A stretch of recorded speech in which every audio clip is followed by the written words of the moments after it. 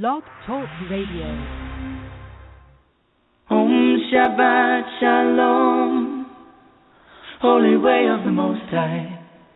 Om Shabbat Shalom, I sense your presence. Om Shabbat Shalom, Holy Way of the Most High. Om Shabbat Shalom, I sense your presence.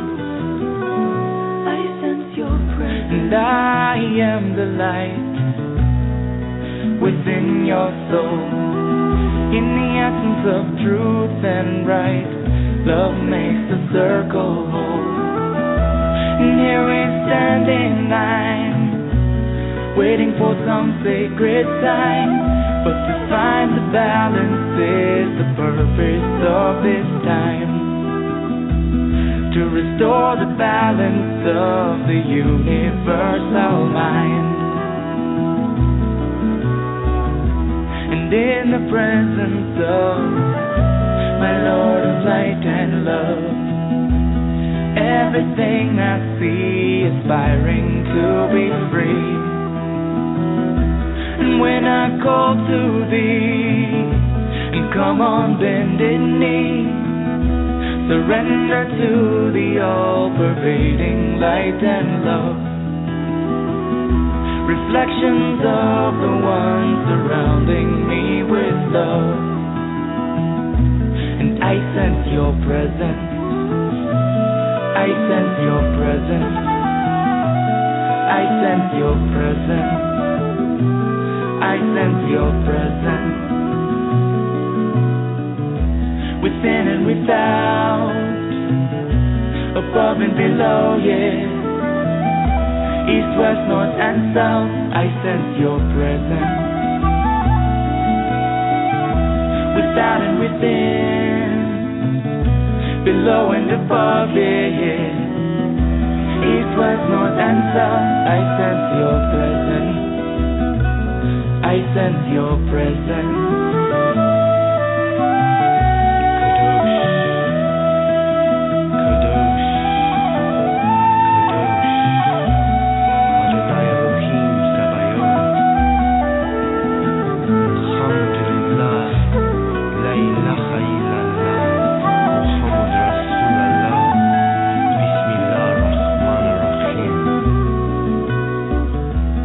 In the presence of my Lord of light and love, everything I find in tune with the divine. And here we stand in line, waiting for some sacred sign. But to find the balance is the purpose of this time. To restore the balance of the universal mind. And I am the light within your soul. In the essence of truth and right, love makes the circle whole. And when I call to thee, and come on bended knee, surrender to the all-pervading light and love. Reflections of the one surrounding me with love. For to find the balance is the purpose of this time. To restore the balance of the universal mind. And I sense your presence. I sense your presence. I sense your presence. I sense your presence.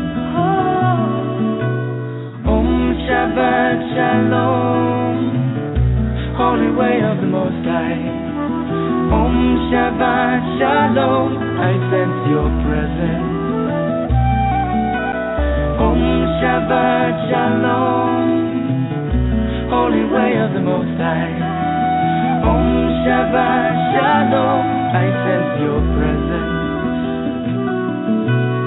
Om Shabbat Shalom, Holy Way of the Most High.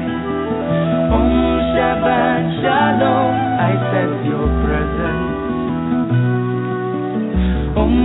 Shabbat Shalom, holy angel of the Most High.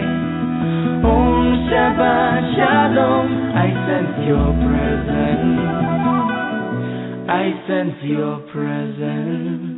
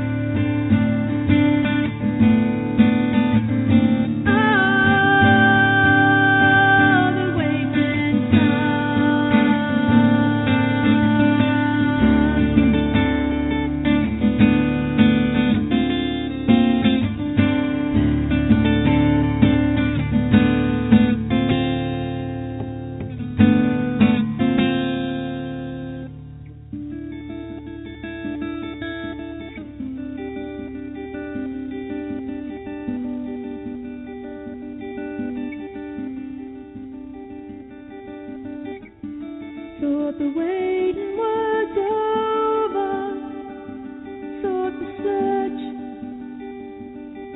was done, thought that I had found in you, that special one. Well, seems I was mistaken, and it seems that I have yet to find someone with a heart in their soul, and a soul in their mind.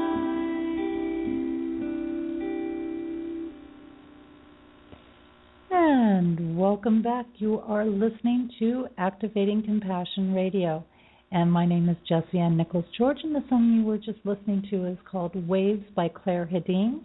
And if you'd like to find out more about her work and connect with her, you can definitely do so through her website at www.clairehedin.com.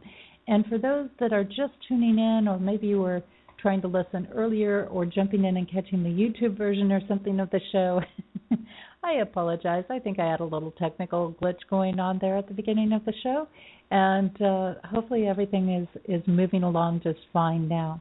Today, who I have with me is Mercedes Kirkle, and she is a best-selling and multi-award-winning author and channel for Mary Magdalene. And in the summer of 2010, Mary Magdalene began coming to Mercedes daily, giving extraordinary messages for humanity's evolution and spiritual growth. That was the birth of Mercedes' first book, Mary Magdalene Beckons. Join the River of Love, which illuminates the sacred partnership of the divine feminine and masculine, including how our bodies, sexuality, and emotions are pathways to God. Mercedes' newest book from Mary Magdalene, Sublime Union, a woman's sexual odyssey guided by Mary Magdalene, reveals Mary's instruction on sacred sexuality along with Mercedes' fascinating story of engaging the practices with her partner. All the messages Mercedes shares are universal and are not affiliated with any religion. Mercedes offers private sessions in the San Francisco Bay Area as well as long distance via phone and or Skype. Her specialties include guidance from Mary Magdalene and other beings of light, Akashic healing and soul path guidance, heart source life and relationships coaching, light-filled intimacy instruction, and spiritual mentoring.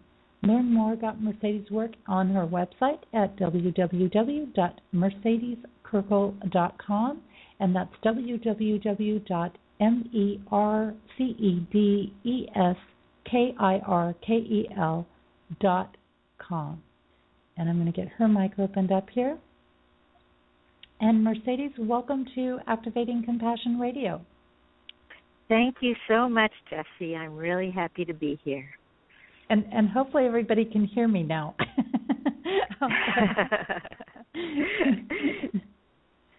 On this.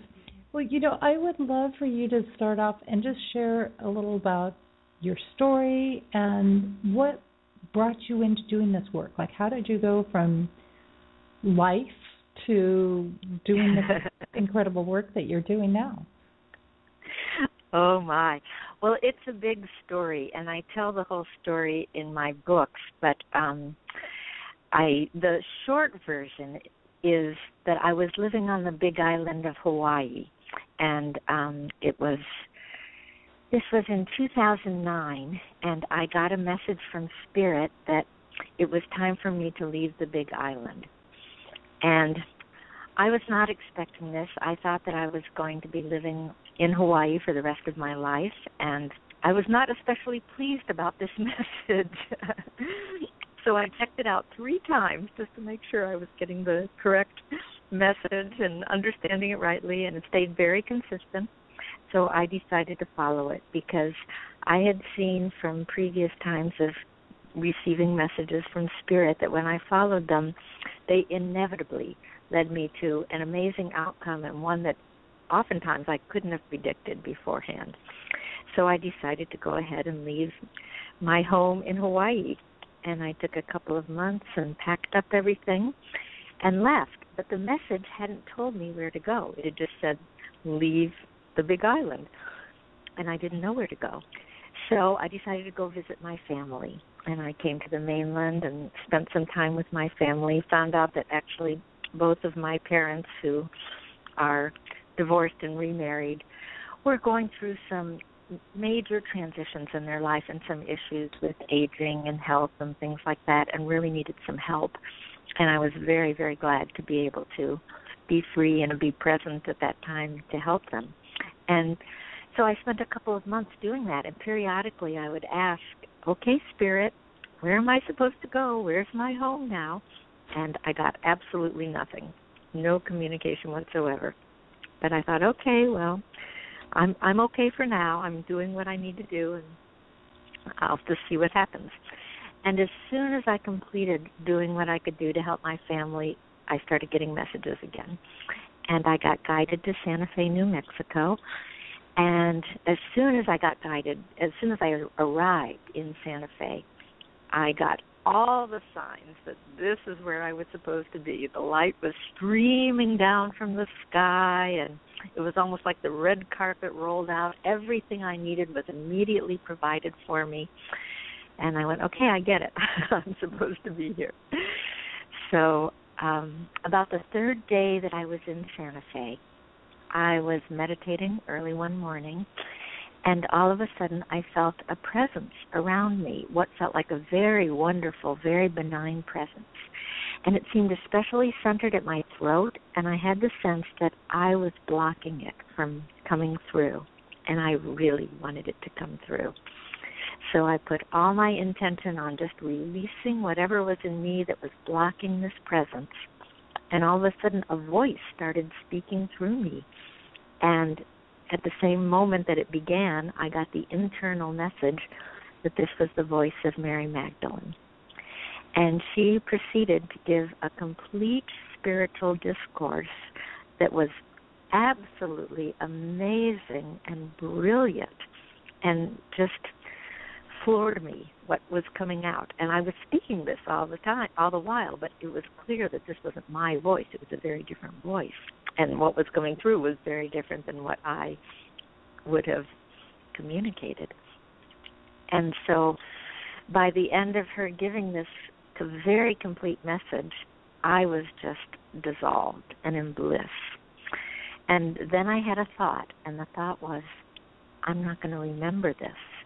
And that was immediately unacceptable to me, because right from the moment, really, when she started and I was listening to what she was saying, I realized this is amazing. This is miraculous. I need to record this so that I can share it with other people. And so without hesitating a moment, I asked her if she would repeat the message, and if I could go get my computer and I could type it into my computer, because I'm a fast typist. And she said yes, and I went and got my computer, and she gave me the entire message again, identical to the first time. And besides the fact that that allowed me to record the message, which I really wanted to do, it was very personal to me, the effect that it had, because it dissolved the doubts that I was having that this was real and that this was actually Mary Magdalene communicating to me, because I could not have done that. I couldn't have recreated the message she gave identical to the first time. And so that was the beginning of her coming to me every single day over the course of a month, and I quickly realized she was downloading a book to me, chapter by chapter, in perfect form, just a brilliant book that was completely laid out, with an obvious direction that it was headed, and I was the scribe recording her messages. So that was the beginning of the first book, Mary Magdalene Beckons. That is awesome. It was awesome. It was amazing. and I think this is somewhere where you kind of know that you're really channeling something when you can get it for just word for word again on this, and this experience of realizing that, okay, this is really powerful. This is really something to come in. And I think that happens, you know, what you mentioned in there, it happens for a lot of us that, oh my gosh, I'm getting this information, there's no way I'm going to remember it. And that kind of panic sets in to it. Yeah. Like, these are amazing messages and I just want to remember them. And absolutely. And I know I have to keep things handy that I can just kind of jot notes down. And what was it about what you were receiving or what you were feeling that made you go, oh, I know absolutely this is Mary Magdalene? Well, immediately I didn't know. And to contextualize this was the first time I had ever received this kind of a message where it was like universal instruction, not just for me, but for everyone. And it was a very long, message. And in the past, I had gotten messages from Spirit, but they were always just simple, not necessarily simple, but the message of it, the part of it, of getting the message was a simple directive for me to do something in my life, like leave the Big Island, which that's what I meant, was it wasn't necessarily simple, but the message itself was simple. This was entirely different. This was information and guidance, and it was huge. And so I wasn't prepared for receiving this. I had never received anything like this, and when it first started, I was shocked. And so the first thing that came immediately to my mind was, I must be crazy. This must not be happening to me.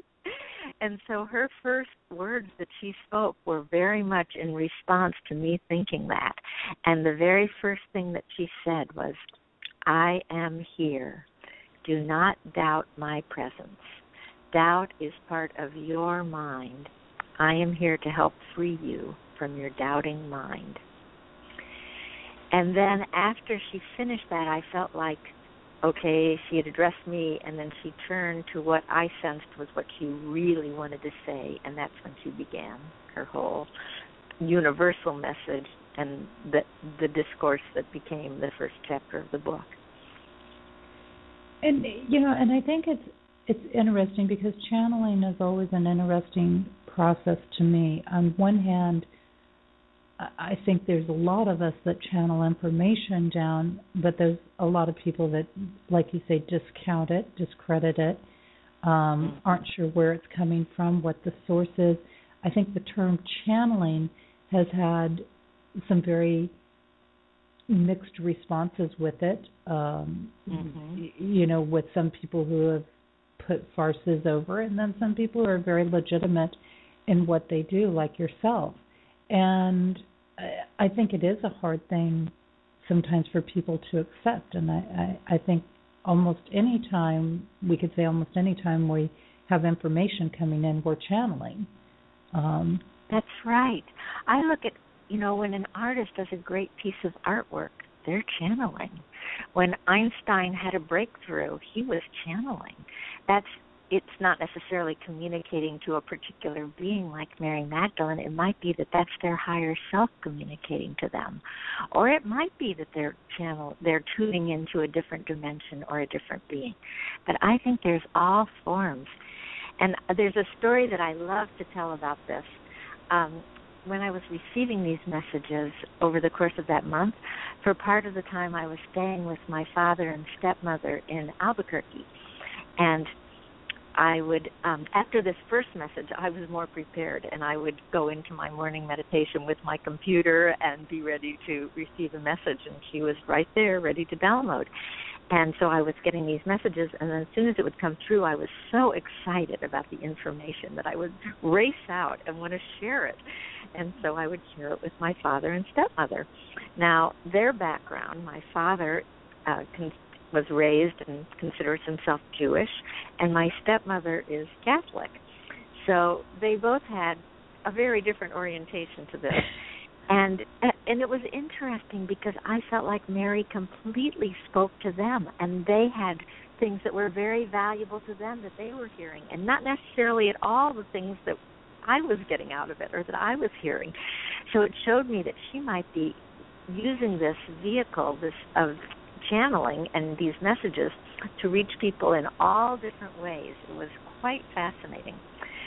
But my father had a very hard time with just the whole idea of channeling. He'd never encountered this before, and he was worried. He didn't know what was going on.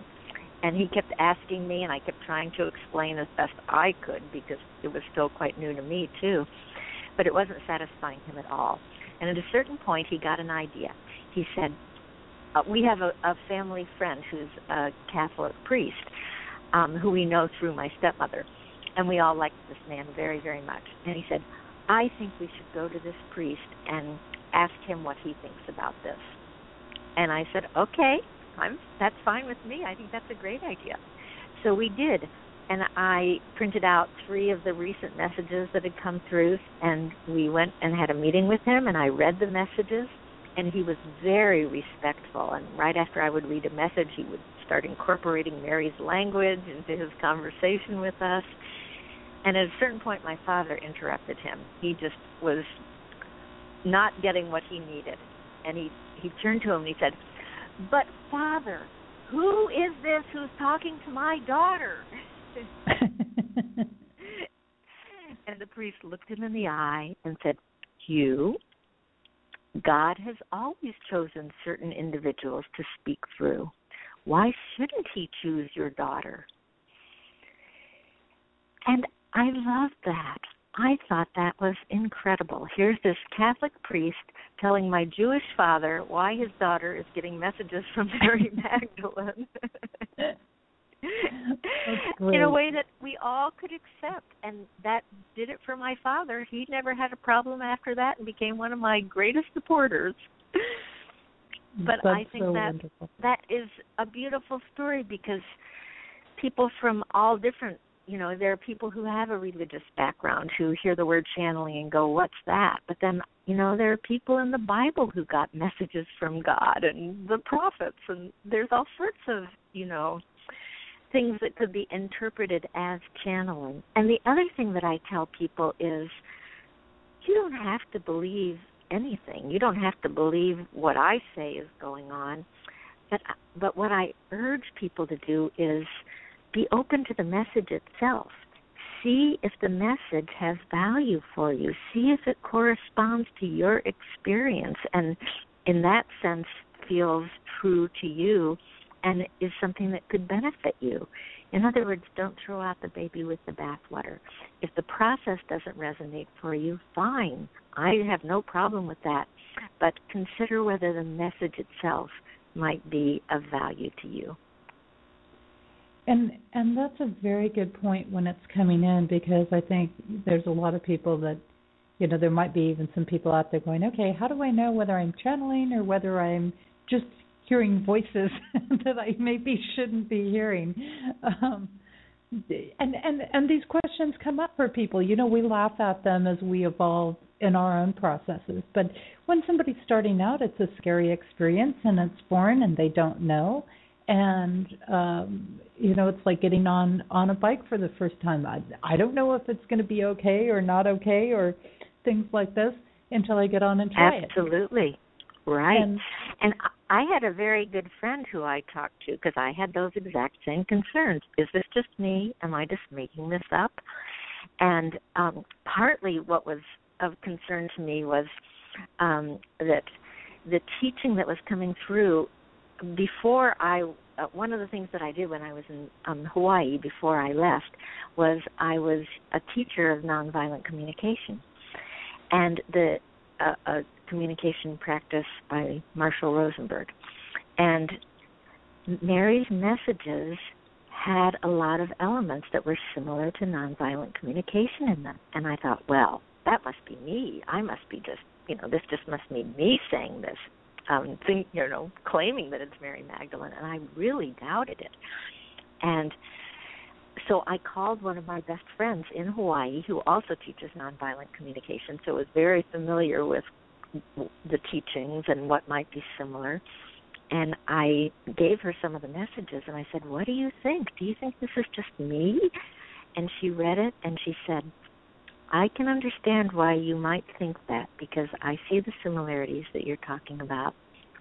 But she told me, I have never heard you speak like this, and I have never heard you take it to the places where this message is going. And no, I do not think this is just you. And that was so reassuring to me. It really helped me.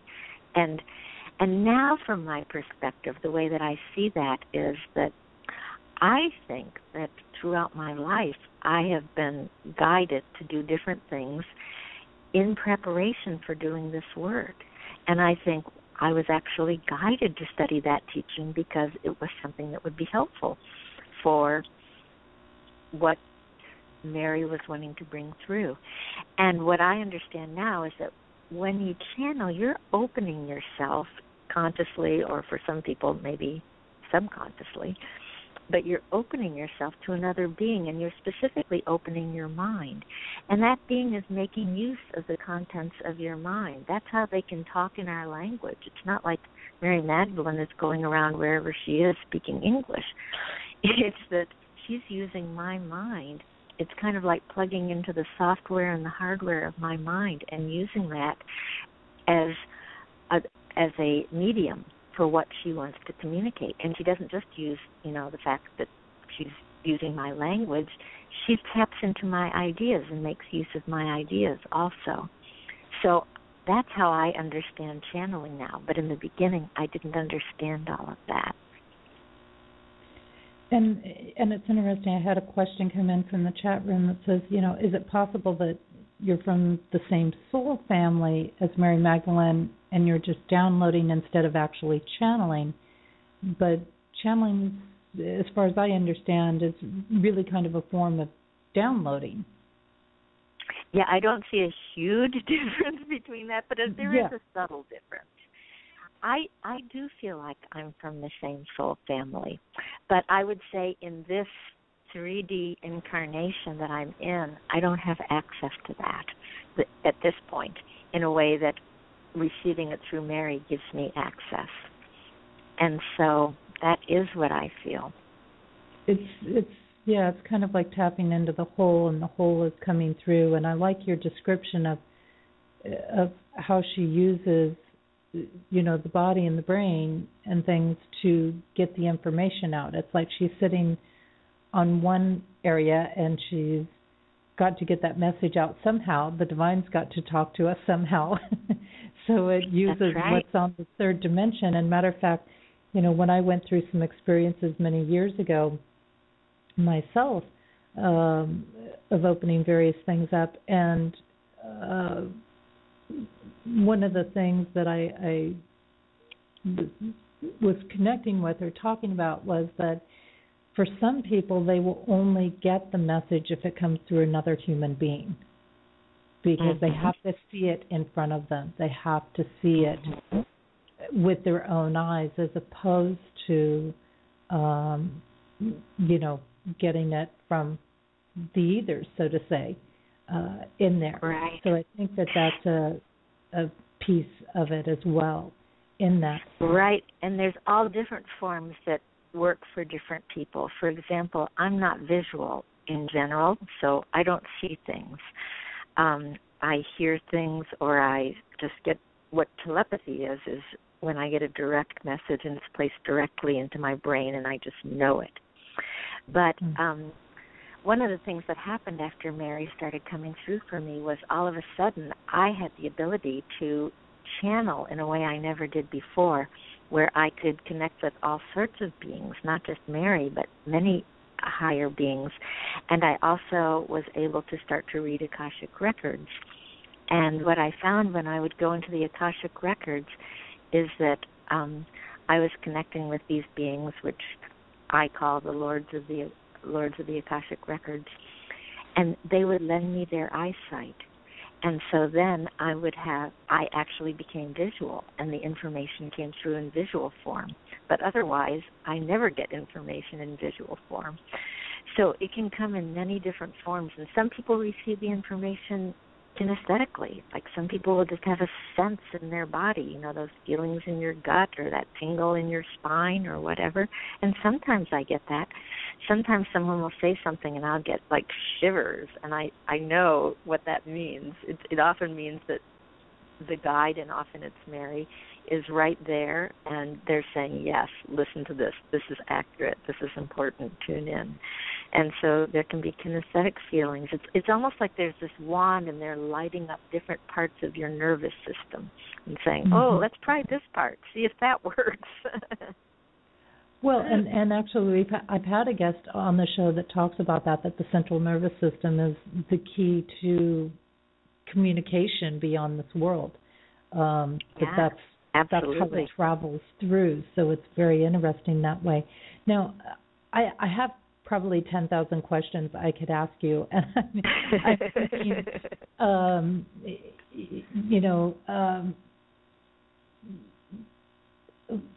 thinking, do you feel that anybody can call upon Mary Magdalene? Yes, she's very open, and I do think that anyone can call upon her. And I think some people have a stronger connection with her, that we all have different guides. And for some people, Mary Magdalene is really their guide.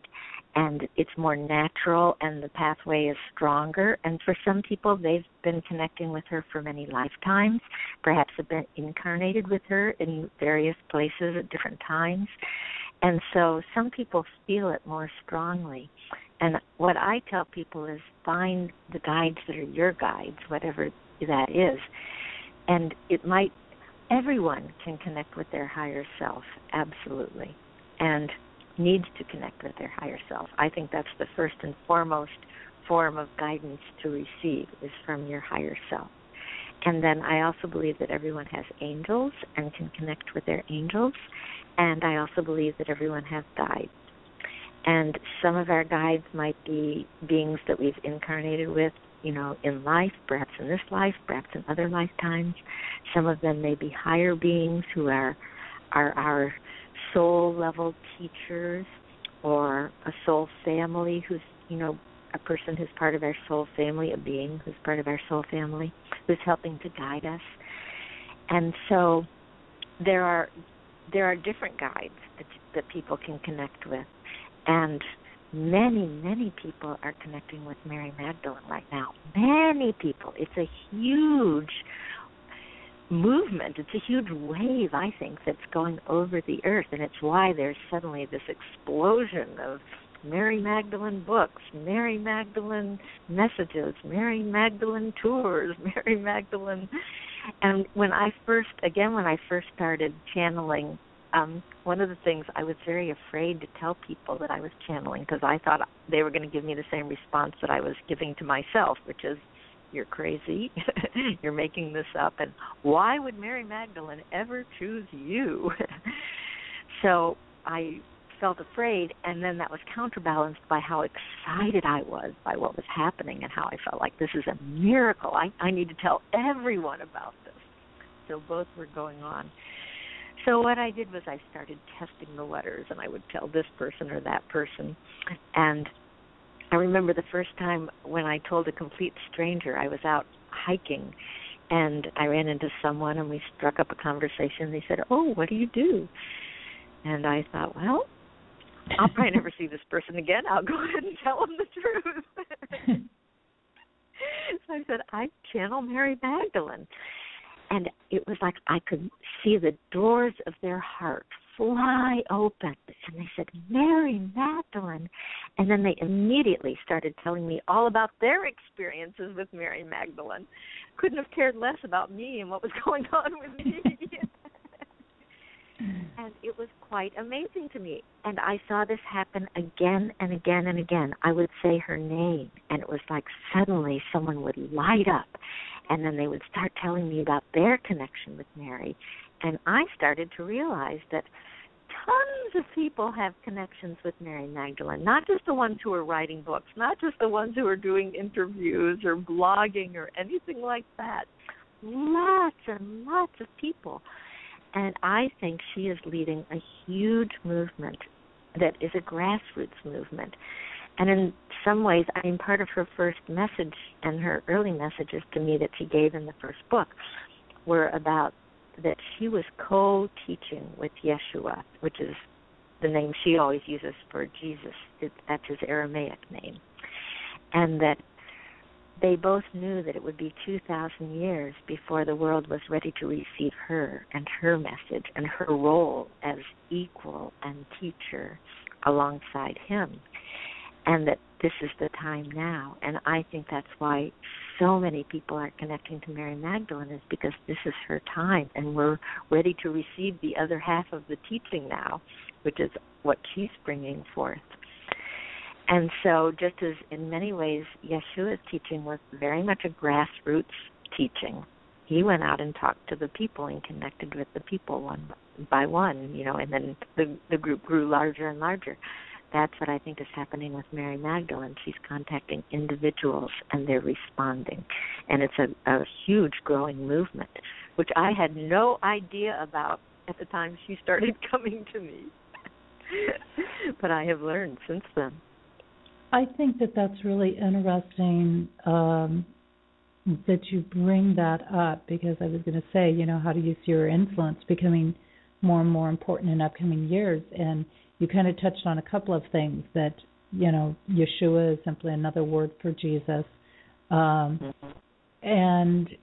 that she co-taught. And I think that this, of course, created a lot of stir in a lot of ways. I think that, they were of equal mind and everything. And so he found it where he could communicate with her on a level that he couldn't communicate with others. And I find this very interesting when we start to look at it, to say that we're just now 2,000 years later ready to receive her message. Of course, back then it was very patriarchal time, so who are you going to listen to? A masculine teacher. You're not going to listen to a feminine teacher in those days and times. It wasn't part of culture and society. Now we're willing to listen to women. And yes. Can I say something about that, Jessie? Mm-hmm. Yeah. I think that's such an important point, because many people are starting to think that, there was a lot that was changed about the teaching, about what actually happened, and especially relative to Mary and her role and her relationship with Yeshua. A lot of people are suspecting this, and a lot of people are pointing the finger at the church, that the church did this. And I think it's true, the church did do that in many ways, but it was so much bigger than the church. It was all of us. It was we weren't ready. It was patriarchal times. It was our consciousness that allowed the church to do this. And that level of responsibility, I feel like, is so important. It's part of the healing and part of the love, that we all supported this, because we all weren't ready in our own ways, and we all as a culture, as humanity, and now we're finally at a very different moment. Well, and I think it's important when you bring this up, too, that like many things in life, whatever they are, that, you learn one aspect of it, and then at another point you learn another aspect of it. That's right.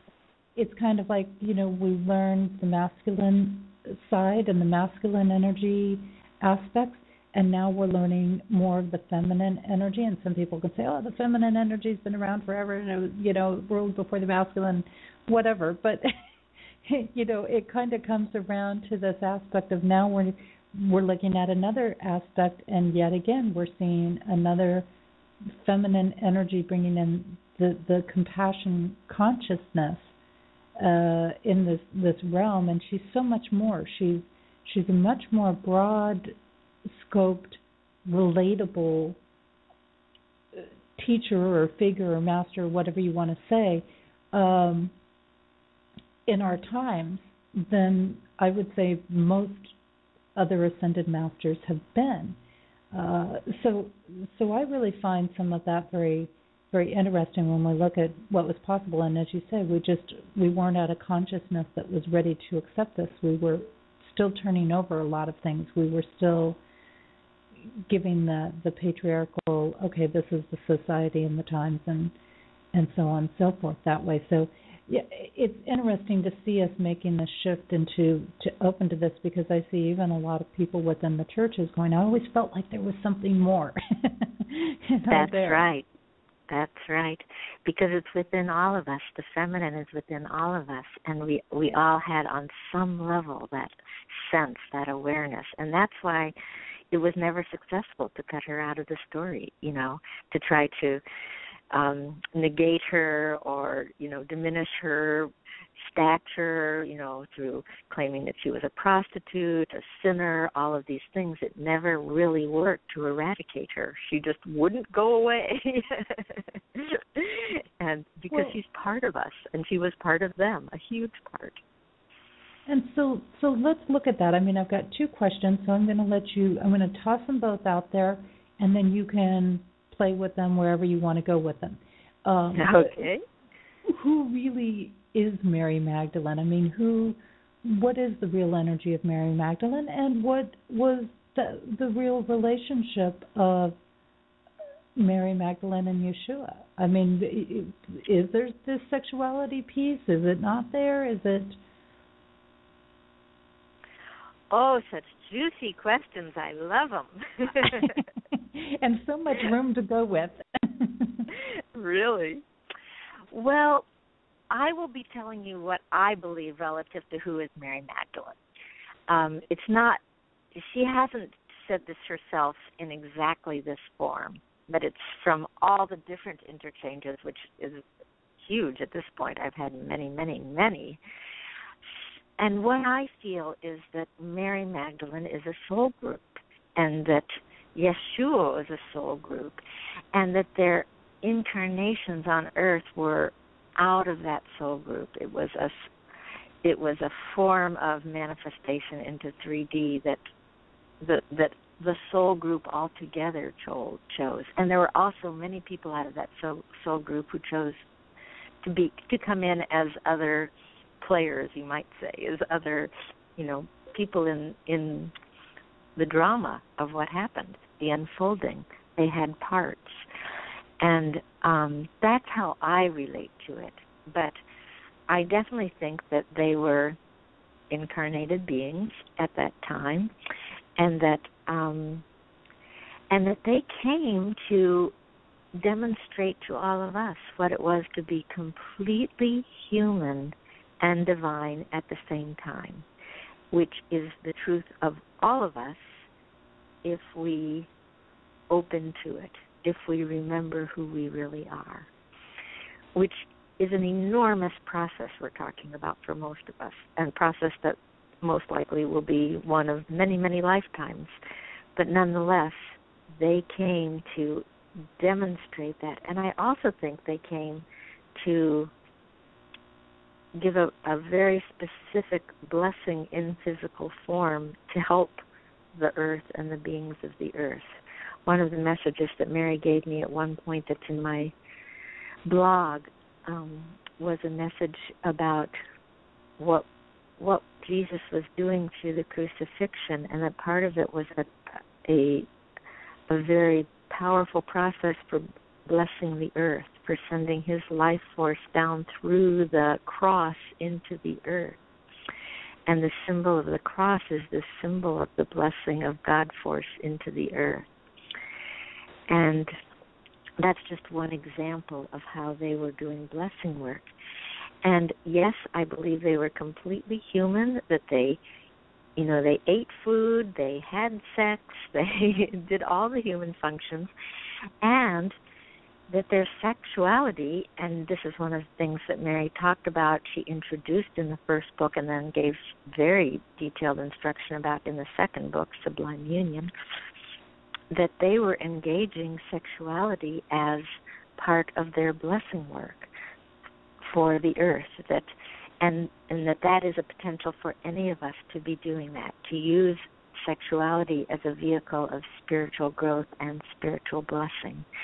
And that's what she refers to as sacred sexuality, and what she urges everyone to engage if they're choosing to be sexual, to do it as a spiritual practice as well as a practice that brings forth new life, children, and a practice of love and intimacy with a partner.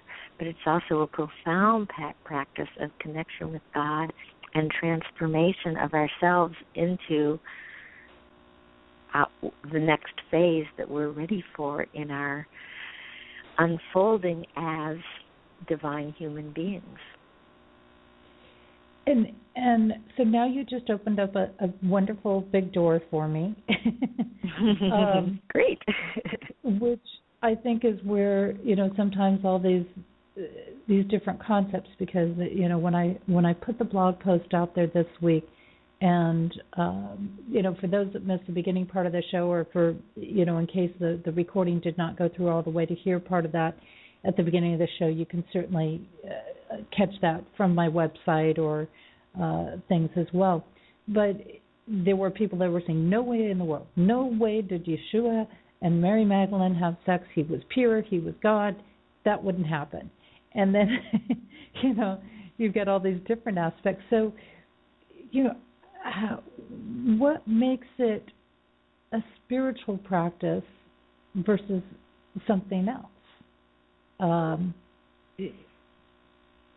Versus lust, versus, say an intimate connection. And I know I have my own ideas there, but I'd like to hear what you have to say on this. How is sexuality used to bless the earth? How is it used as a sexual practice to connect? I think one of the easiest ways of describing it, if people are familiar with the Indian system of Kundalini, which is the same as the sexual energy. And through sacred sexual practice, you're making use of that very potent energy for raising it in the body, for purifying the chakras, and for directing it towards transformation, which can be transformation of yourself into your greater God beingness.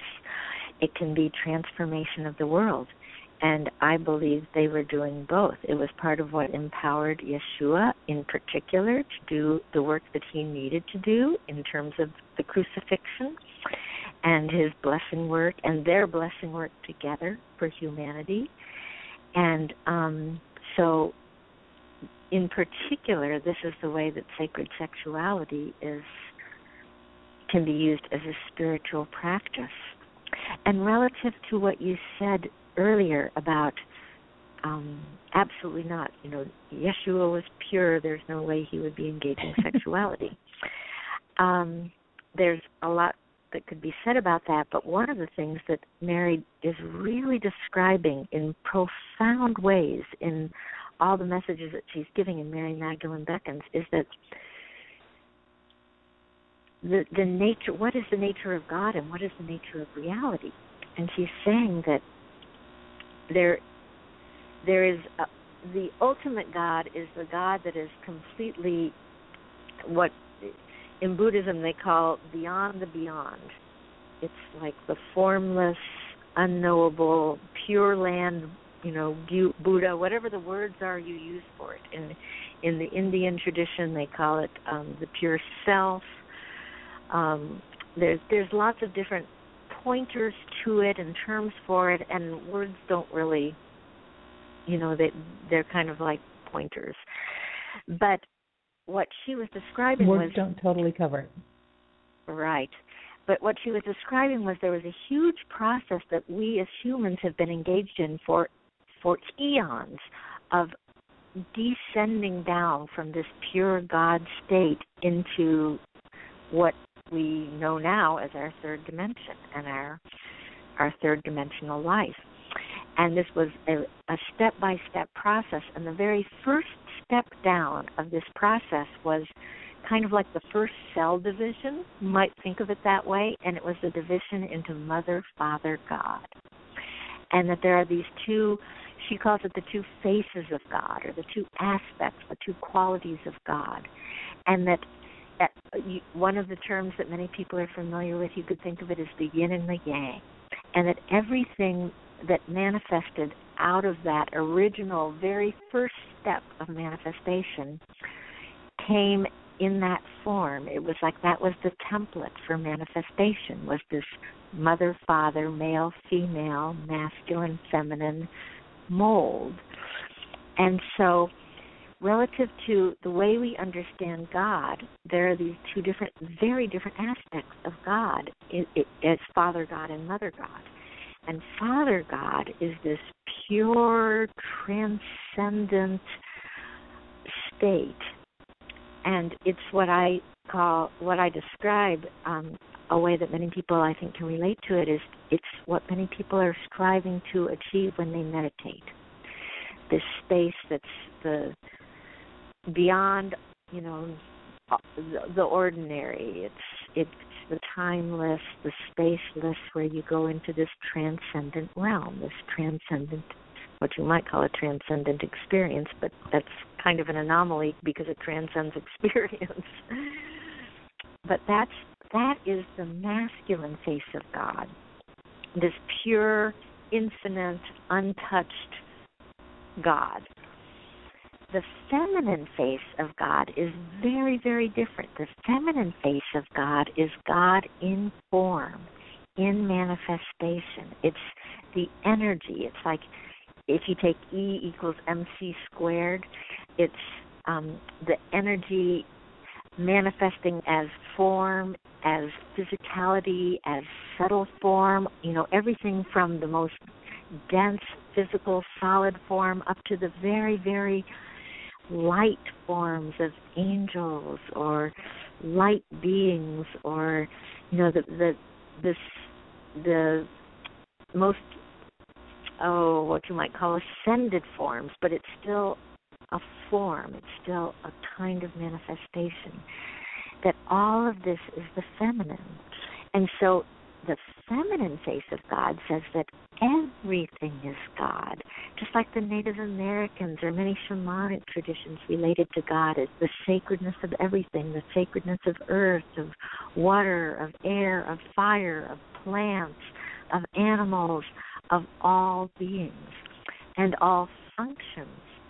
And specifically in human form, Mary says that the feminine face of God there's three arenas that's the foundation of the feminine in human form, and that is our bodies, our energy, including our sexuality, and our emotions. And all of these are the foundation of our divine beingness in the feminine way. And interestingly, these are the three arenas that most people have the most difficulty with in their lives, is their relationship to their body, sexuality, and emotions. And it makes sense because that's the feminine arenas, and that's what's been suppressed. It's not just Mary Magdalene and her story that got suppressed. It's the whole feminine that got suppressed. And most fundamentally, within each of us, our feminine essence in terms of our bodies, sexuality, and emotions. So that's what she is calling upon and guiding us into very specifically and very directly of how we can know these as divine parts of ourselves, or another way of saying it, as functions that connect us with our divinity. And I think that's very interesting, because only through sacred union would the masculine start to feel a lot of times. Yes. Masculine energy. And this is one of the big differences about this time, and what Mary is really constantly talking about, is that it's not just about the feminine coming into precedence now and the masculine receding. It's about the feminine becoming full and strong and incarnated and fully developed, so that she can meet the masculine as his equal, as his partner, as his lover, and that the feminine and masculine will come into balance and harmony and union. And that's a whole progression that she says is necessary for us to go through the gateway into the next dimension, our next age of spiritual growth and development. And I think that's a great insight to the union we're trying to create at this point, as culture, as society, evolving spiritual beings, is to embrace that harmony, that balance in there. And it's like we can't evolve until we come to union with these two aspects of ourselves. Right, and we can't come into that union until we embrace the feminine, because there's no union, there's no feminine to be in union. So she says this is essential. And so many people are feeling this right now. There's many spiritual teachers who are talking about this is the time of the feminine is stepping forth, the feminine is leading, but they don't really give the hands-on, what does that mean and how do I do it? What do I need to change? And that's what was so amazing about the instruction that Mary started giving right with the first book and has continued ever since, is it's so hands-on. She's so practical, and I laugh because I say it's just like a woman to be so practical. And she's completely practical about this isn't just a good idea, like, oh, let's all go love the feminine. These are the steps you need to do. It's 1, 2, 3, 4, 5, 6, 7. There you go. Well, and I think what's interesting these days and times too, that's challenging, at least I see it around culture and society as I'm traveling the country, is there's a lot of women that are out of sync with their feminine energy. It's not just men that are out of sync, it's women that are out of sync. Gosh. And they're out of sync. I work with women. Oh, yeah. Or the beauty, or the emotions. Sorry, I keep cutting you off. But this is huge, what you're saying, because I work with women all the time, and women who are very dedicated spiritual practitioners and who I consider quite mature and quite, far along in their path. And when I start to bring them these principles that Mary has brought forth, they struggle, because there has been such you could call it a blackout of the feminine, that most of us really don't know this part of ourselves, and especially the one that she said is the most important, is our relationship to our painful emotions. She said if there's one thing that would make the biggest difference for the most people would be if people understood how important their relationship to their painful emotions is as a very direct pathway for connecting with God. And that's more than anything what she's teaching in the first book, Mary Magdalene Beckons. And that's what I work with the very most with people, is there are situations where they have some kind of pain coming up or other. And it can be very small, very ordinary situations. It doesn't matter. And showing them how what most all of us have adapted to is the program of getting out of pain as fast as we can. And some of us who are on the spiritual path use our spiritual tools to do that.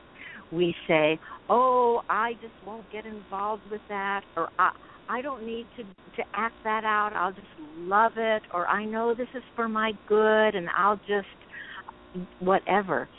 All of those are not what Mary is talking about. She is talking about a very different process, which I find again and again people just don't know.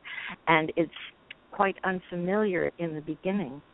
And that's why I teach classes, to help people to learn this. And as people are learning it, it's just amazing what people are opening to. And it completely is opening the heart, which is the seat of the divine feminine.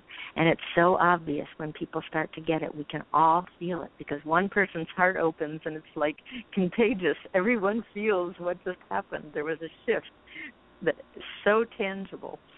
And that's what she's teaching, is through this process.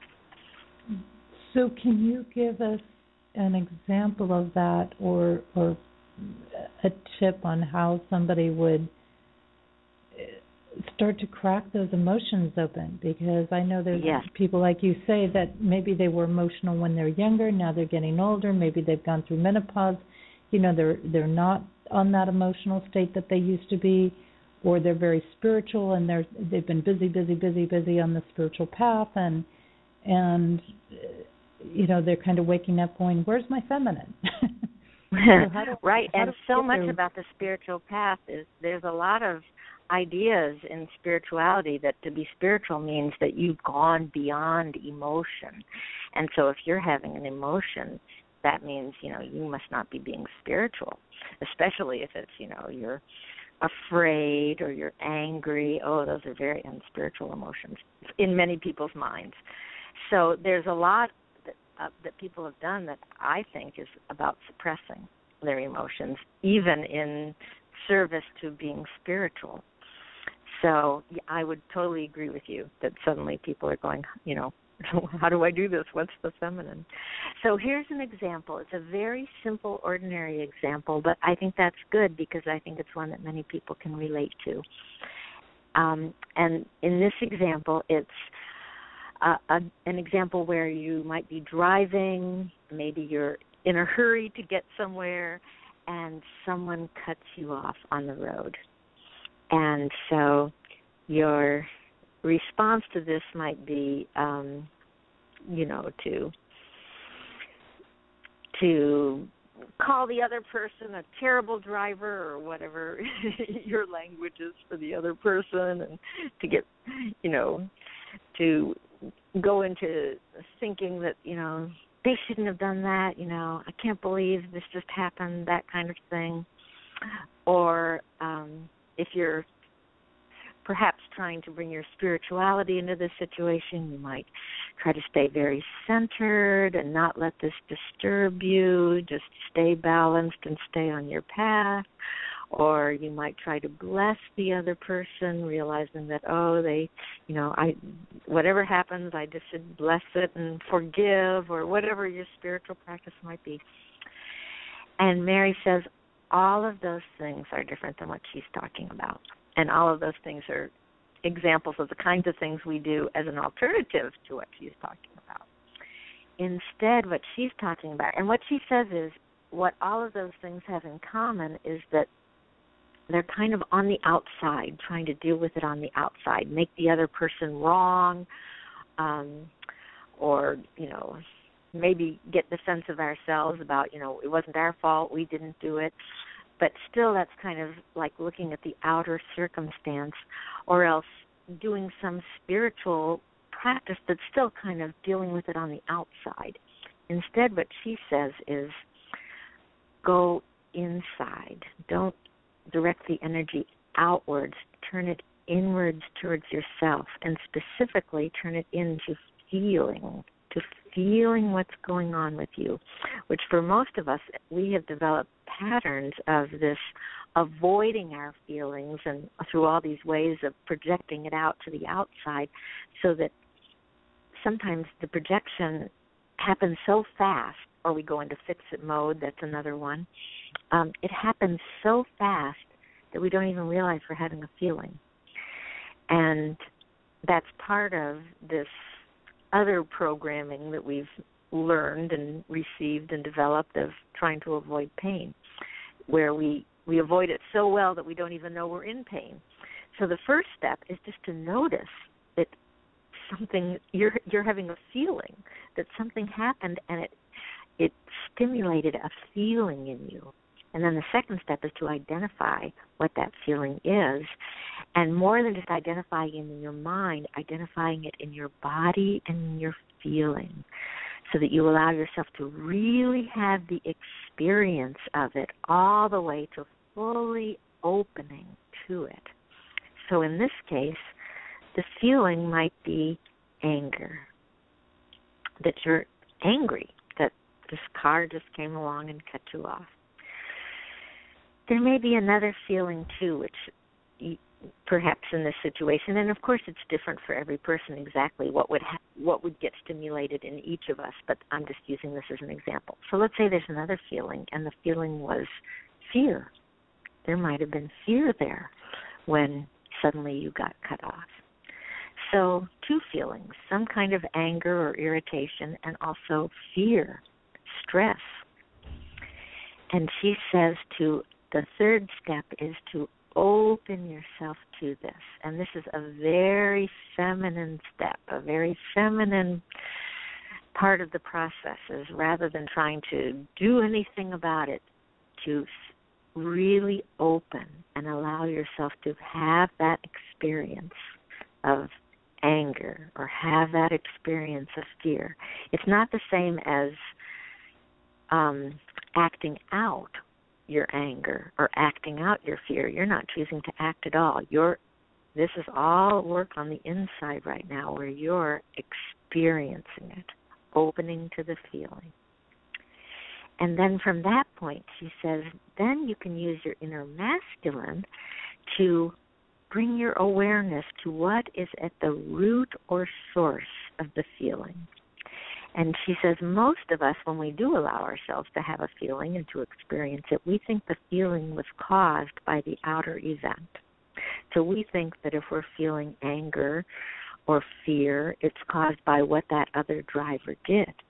But she's suggesting no, that it's actually caused by something inside of us that we have gotten disconnected from. And she says this part of us that we've gotten disconnected from is some aspect of our inner divinity, what she calls our inner divine qualities. And these qualities are kind of like our spiritual DNA. It's the building blocks that make up our divine essence at the core of who we are. And they're always beautiful qualities. And whenever we have a painful feeling coming up, it's a communication to us that we've gotten cut off from one of our inner divine qualities. It's kind of like a circuit breaker going off, showing us that one of the circuits has gotten disconnected. And that's the real function of pain, is to be like a red flashing light, a warning signal needs attention. Something needs reconnecting on the inside. And so she says that's the real cause of the pain, is our inner disconnection. And the inner disconnection came out because somehow we were shocked by the outer circumstance. So what happened is there was this outer circumstance. It shocked us into getting disconnected from this inner part of ourselves.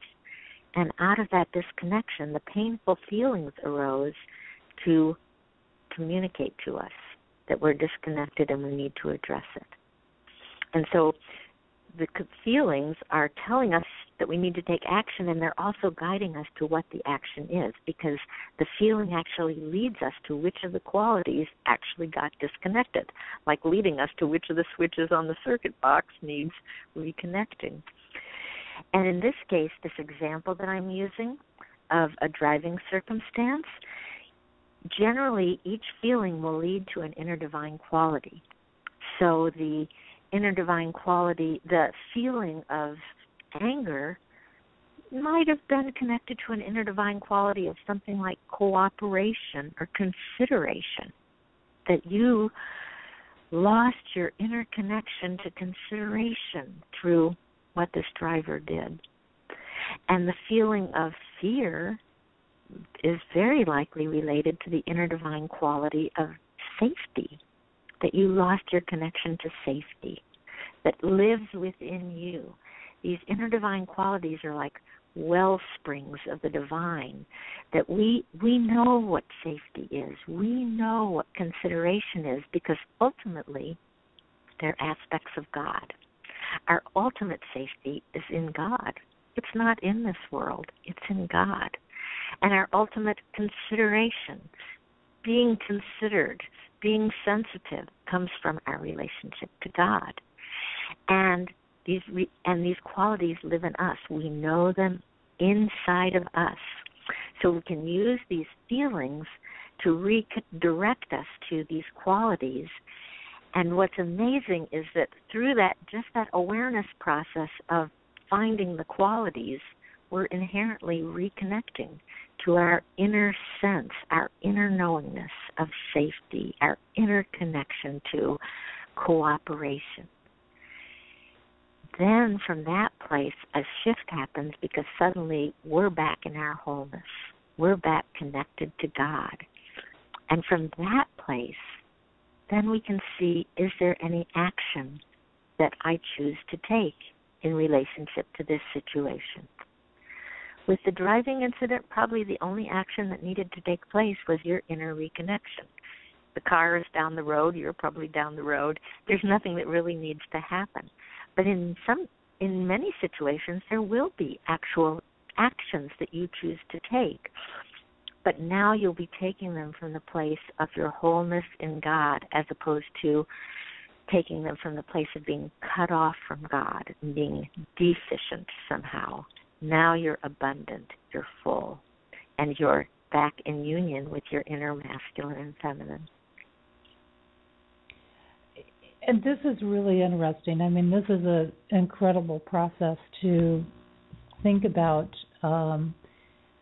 I think oftentimes we do, and especially in these days and times, we're taught, no, don't feel it. And the spiritual way is you just, if you're evolved, you don't have all these wide realm of feelings. But I think as long as we're in a human body, no matter how evolved we are, feelings will come and go. We might get very good at letting them flow through, touching base with them quickly, going, I'm disconnected, so on and so forth, and reconnecting very quickly. But I think you're right. Even many evolved people, and I can say even myself at times, I have to stop and go, need to do some emotional connecting here and things. Yes, our programming is so strong for that disconnect because we didn't learn a better way. And now she's bringing this. And part of the great news is that as we do this more and more, we start to rest more and more in the emotions that we tend to enjoy, the emotions of peace, harmony, joy, and balance, contentment, all of those kinds of things that we tend to associate with, more spiritual. It really does lead us to that place where that becomes more and more our reality. And I think as we move into the next dimension, what Mary calls the fourth dimension, the higher frequencies of the fourth dimension, that's what characterizes them as these beautiful, pleasurable qualities that we enjoy. But I think it's absolutely true. Here in the third dimension, everything that we have, I think, has been given to us for a purpose. And anything that we deny or try to exclude is what's going to hold us back. It's what's going to actually hold us here and work against what we most want at the spiritual level, which is to move into greater connection with God. And it's an interesting thing. I've been going through a lot of aspects of attachments lately, and this is something that it was just kind of hitting me as you were talking, that we can even have an attachment to not feeling as much as we can have an attachment to people, situations, things in our life. Right, definitely. And this is all part of this preference that we've been indoctrinated into for the masculine, because the masculine is detached. That is an aspect of the masculine, and it's a beautiful aspect as long as it's not in denial of the feminine, because the feminine is the attached. And the beauty of the masculine-feminine union is that we can be both simultaneously. We can be detached and attached. They're not in conflict. They're actually in a beautiful harmony, which if we try to figure it out with our minds, we probably can't do it. It's probably just tie the mind in a knot. But our higher self knows this, and this is the essence of the masculine-feminine union, is that this uniting of these two qualities that in our thinking mind, what might be called the lower mind, seem to be opposites, but they really aren't opposite at all. They're polarized lovers. So, and this is bringing in some big concepts, because I know there's probably some 10,000 questions going off in people's heads that we can't even begin to get to when we start to bring that aspect of things in, and attachments then kind of shifts from an addiction to a place we're focusing our energy. I would say. Right, we don't have to be afraid of it if we understand the process that will bring us all the way through and back into union with the masculine. So after we embrace our feelings and it brings us to these beautiful inner qualities of our divinity and we become whole again, then we are already in that place of balance and peace from which it's natural to have an inherent kind of detachment. But the process that's taught in there has been completely opening and embracing what you might call attachment. And this is the beauty of Mary Magdalene, is that she is the ultimate lover of the masculine. She is so in love with Yeshua. And she completely understands how to bring her feminine into the path that always brings to that union with the masculine. And it's her love relationship with Yeshua is the prototype of that. It's the archetype, you might say, of that. It's in an embodied form of what she's always directing us to. But it's through this full embrace of the feminine and full manifestation of the feminine, which for most of us, there's room to grow in that arena. You know, and we've been talking about this, and I kind of wanted to jump back a little bit on something we touched on, and then we haven't. That comes back to the sexual piece of things, because I know that that's a realm of confusion for people, and I know we don't have, you know, tons and tons to address it, but you talked about Kundalini being used to purify, directing, and the Kundalini can certainly be moved with or without actual intercourse going on. And I think that's the question to talk about, embracing all of that. You know, where does Big O play into it? Could you just say the last sentence again, because you were breaking up? Okay. So I know that Kundalini can be with intercourse in it, but it kind of brings it around, I think, too, when we bring in the sexuality piece. My question is, where does the Big O play into it, and does that piece still have a piece in the sacredness of things and the spiritual practice of things, or is that something that is more just on the lefty side? Okay. I have to say this is really tickling me, because the sound on my end is breaking up and I'm having a hard time hearing you, but I think I heard what you asked. But I noticed that this happens all the time when I do sessions with people, and I almost inevitably can track it to there's something really important going on, and right at that moment the technology breaks down. It's sort of like the feeling, sense of the moment overwhelmed the technology. You know, I'm on overwhelm right now. I'm going to shut down. So I'm laughing because I'm thinking that's happening right now with this question. So I want to double check. Are you asking about orgasm and the place of orgasm in sacred sexuality?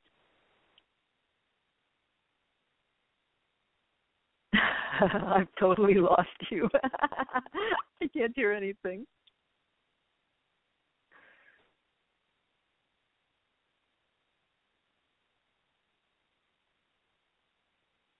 Hello? Can you hear me at all? Because I'm not hearing anything all of a sudden.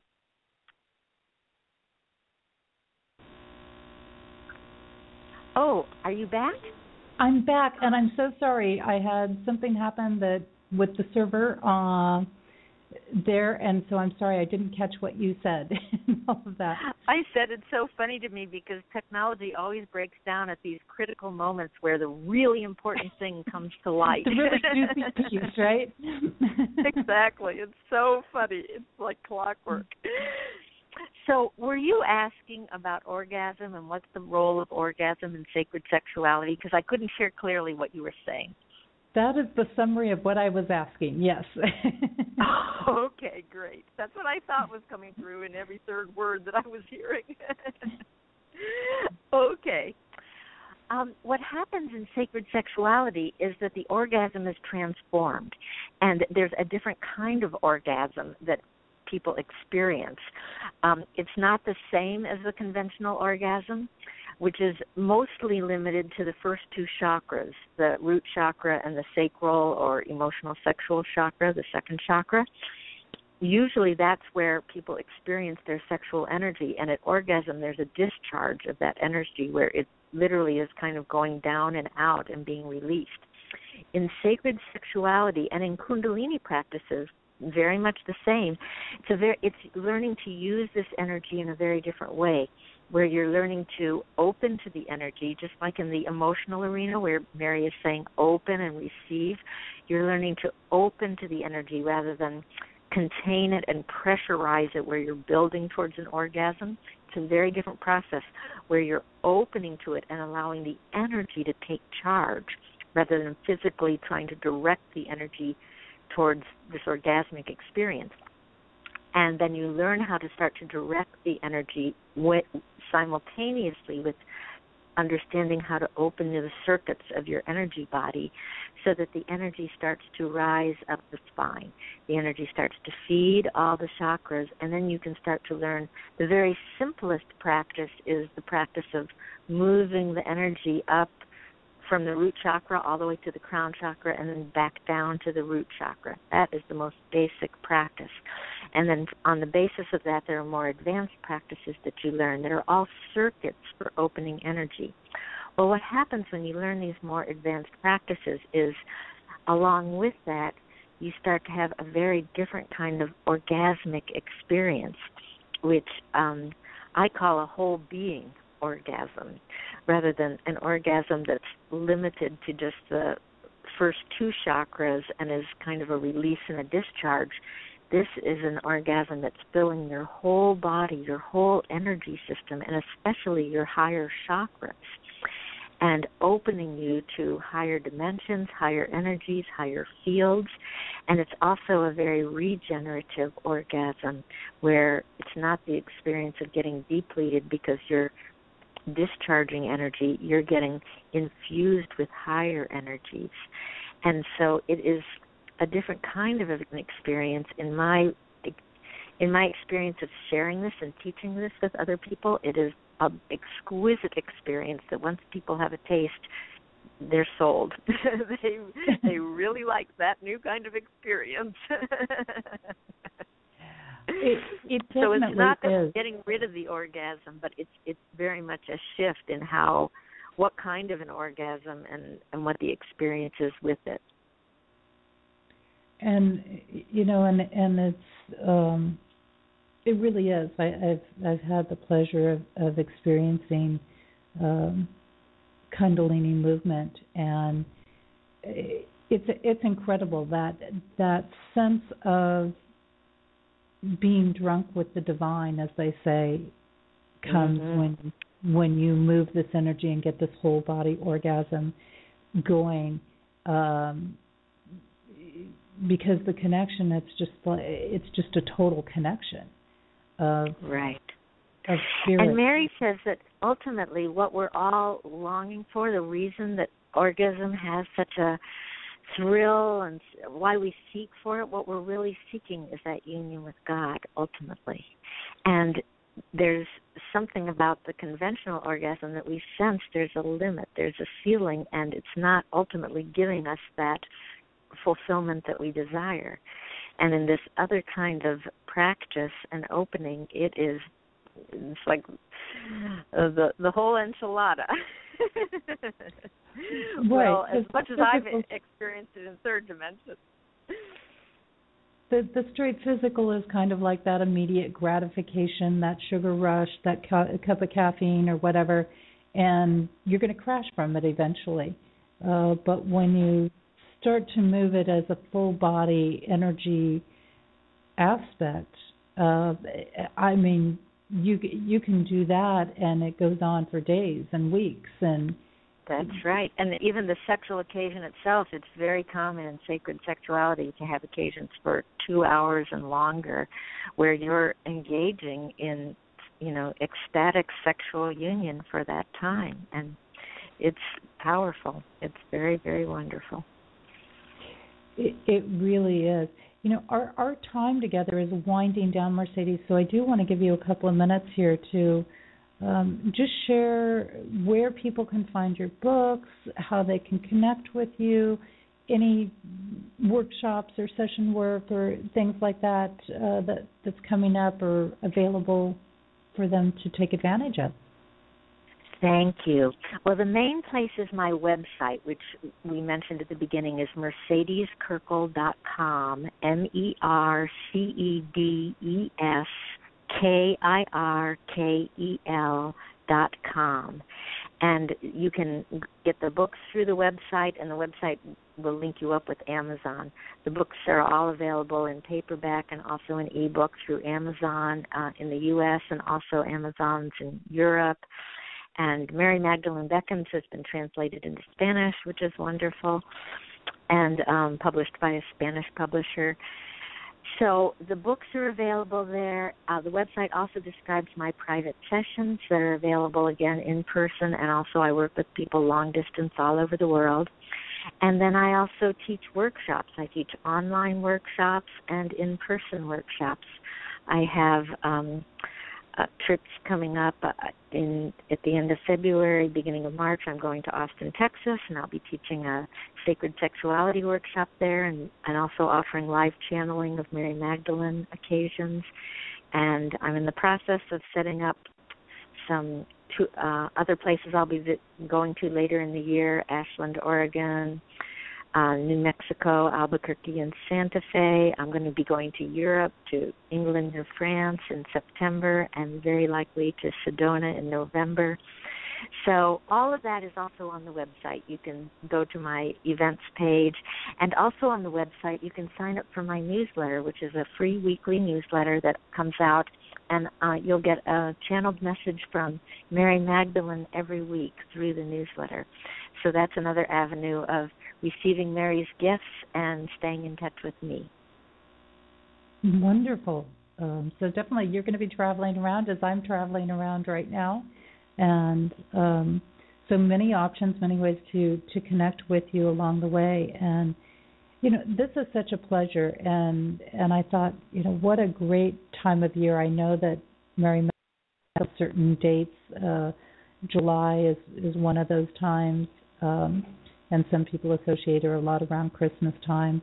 But I thought it would be so interesting to bring her on at this time during the Valentine's Day time when, yes, you know, we're doing all this love honoring. And, you know, wow, what a great way to really give to your partner, you know, is to delve into some of this very work and to take that connection and to keep that in mind for those people who are looking for a partner, to, you know, put the bar up there and look for somebody that you can enter into this kind of relationship with. Yes, and prepare yourself for it. Learn these energy pathways within yourself. Learn this practice. Learn the emotional practice. Prepare yourself for sacred union, and that's what you'll call in. And so I am in so much gratitude for you coming on and sharing today, and I apologize for the technical difficulties we had at the beginning of the show and there. But if anybody wants to find out, basically at the beginning of the show, my readings from the 72 Names of God by Yehuda Berg, they are posted on my page of the Main Street Universe tab, by the way, on my website, Jessie Ann Nichols George, and the blog posting or the other reading that I did, you can find through my website as well on there. So I encourage you to go back and check those out as well, and you'll see what led into this topic as well. But such a pleasure, Mercedes, and I greatly appreciate you sharing your time with us today. I have greatly enjoyed it. Thank you so much, Jessie. Great. And, you know, as we look forward here, we have more great guests coming up in the upcoming weeks here. And next week I'm going to have a really interesting, wonderful guest on. She's so in tune with the seasons and the shifts and the changes and the cycles of the year, which I am very involved in as well.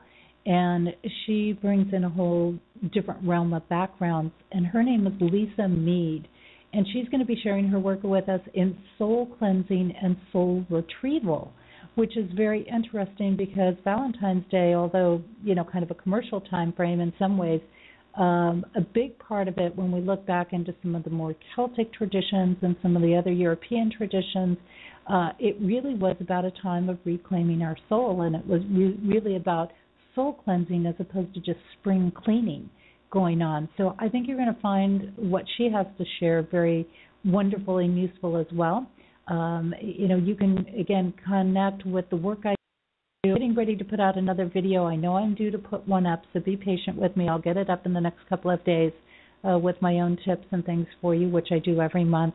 My books you can purchase on there. Matter of fact, my book on relationships, you can purchase the ebook version for only 99 cents. So if you just head right on to the main page of my homepage of my website there, JessieAnnNicholsGeorge1.com, you'll find the code for that where you can pick it up as well. And that's all about how to find and develop and maintain your perfect relationship, and to learn and understand more about what your partner is thinking, feeling, needing, and how to communicate in ways that's going to strengthen your relationship and avoid the drama. And I should mention that also Mercedes books, you can link to them through, I have a tab or a page for guest products and books and things like that. And if you click on that tab and scroll down to the bottom, find links to her work as well, or go directly to her website, mercedeskirkle.com.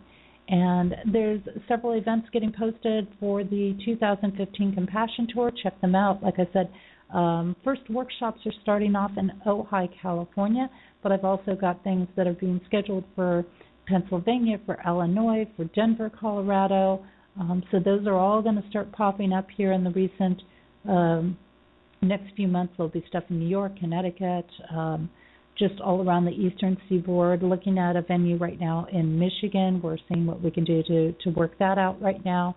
So I'm going to be all over the place, all over the U.S., and take a look at that. I might even have some stuff coming into Arizona, possibly Texas again. So just watch, and those events are going to be going up regularly. And don't forget, we've got several shows, by the way, here on Main Street Universe throughout the week.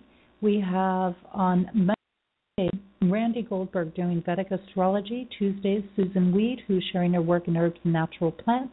Wednesday nights is our flagship show with Daniel and Janice, and that is going to be tagged up with Darren Bouquet, who does spiritual insights, and he's a reader from Madame Laveau in New Orleans. Also, Janice, who co-produces and co-hosts on our flagship show, is going to be taking a show once a month and doing her own, so that's coming up. Watch for that. And Kevin Baird is back doing some of his new work with things, and you might want to check that out. That's kind of a different, unique thing that he's got going on. So all of these different aspects that are happening here. Hey, this is Jessie Ann Nichols, George, and I want to thank you so much for being here. And again, thank you to all of our listeners, not only through Blog Talk Radio, but those that are streaming live on Penn, Pair Encounters Network, Streamfinder, TalkStream Live, as well as those that are catching our podcast at iTunes, TuneIn.com, and those that catch the YouTube version of the show. So there's lots of options. And again, you can share the show with your friends, and they can use the same link that you use to come into the live show, and they can catch it as an archive there. They may, with the technical glitches, they may have to fast forward up a bit into the show to come into the discussion part, but that's okay. And don't, again, just you can share it with them. And I'm going to leave you today with the song Yearning For, also known as Over and Over by Shemshai. Thank you so much. I look forward to seeing you again next week right here on Activating Compassion Radio. May you enjoy the rest of your weekend and have a truly amazing week. And if I could see what makes me blind, I would soar to the edge of my mind, and to touch what seems unreal, just to show you the way that I feel. And we are in time with time, one with the season of change inside. And we are in tune with the tune caught in a balance of sun and moon.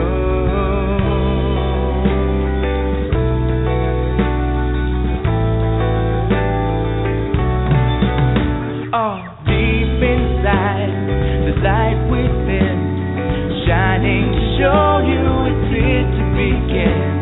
When all I have is all I need, I will soar to the edge of eternity, and we see it eye to eye, one within love to be for the divine, and we're walking hand in hand, caught in the balance of God and man.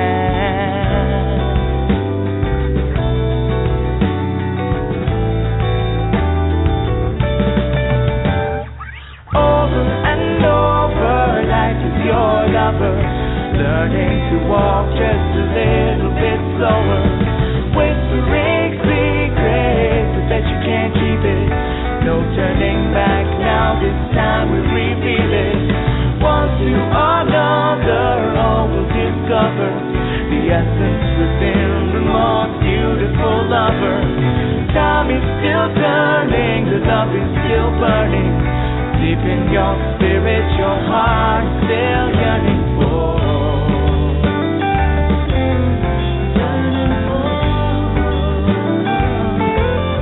Yearning for.